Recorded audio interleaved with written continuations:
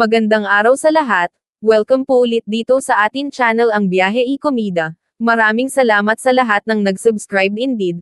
Punta tayo sa atin topic, October 21, 2025. Leon Ward at kanyang ina, desididong magsampa ng cyber libel. Mag-inang Jennifer at Jillian, itinangging kilala nila si Chavit Singson. Kinumpirma ni Jennifer Ward, ina ng aktres na si Jillian Ward, sa cabinet files na desidido silang sampahan ng cyber libel ang mga nagkakalat ng malisyoso at wala umanong katotohanang balita na ibinubugaw niya sa mayayamang tao ang sariling anak. Hindi napigilan ni Jennifer ang mapaluha dahil sa sobrang awa raw niya kay Jillian na dinaramdam ng husto ang fake news tungkol sa kanilang mag-ina. Ipinagtapat ni Jennifer sa cabinet files na pumasok sa isip ni Jillian na talikuran ang showbiz dahil sa masasakit at mabibigat na paratang. Lahad ng ina ni Jillian, sinabi niya sa akin na ano pa ang point ng hard work, ng mga pinagpapaguran niya kung palagi na lamang siyang mabibiktima ng fake news. Buti nga ngayon, ngumingiti-ngiti na siya. Balisang balisa siya, kawawa. Kinikilabutan daw at naiiyak sa galit si Jennifer dahil sa mga paninira sa kanyang anak.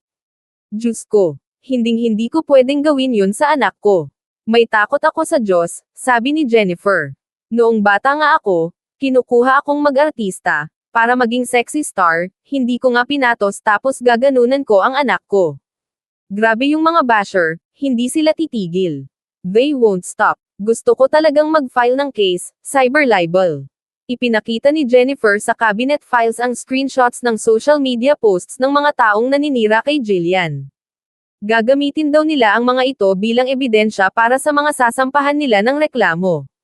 Mariinding pinabulaanan ni Jennifer ang mga haka-hakang nag-uugnay sa kanyang anak kay dating Ilocos Sur Governor Luis Chavit Singson. Hindi raw nila kilala at hindi pa umano nila nakikita ng personal ang 84-na-year-old politician-businessman.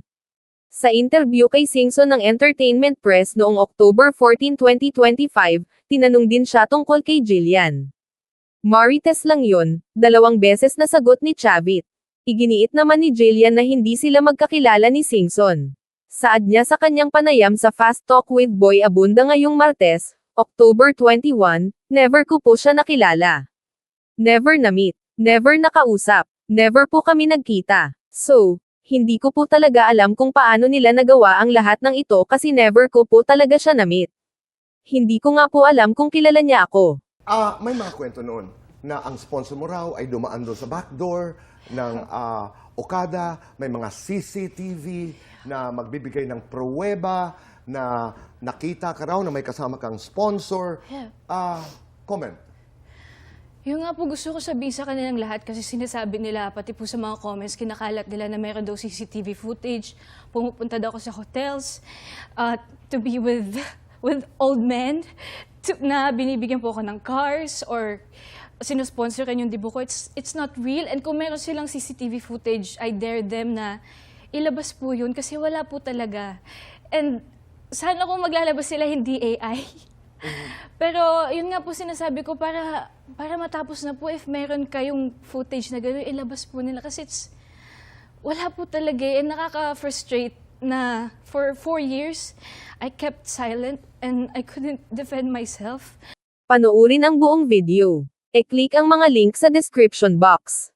At yan ang ating latest showbiz chika update for today. Huwag kalimutan mag-subscribe, i-click ang notification bell for more showbiz chika updates at suportahan po ang ating Facebook page. Maraming salamat sa lahat ng nag-subscribe indeed. Magandang buhay sa lahat. Adios.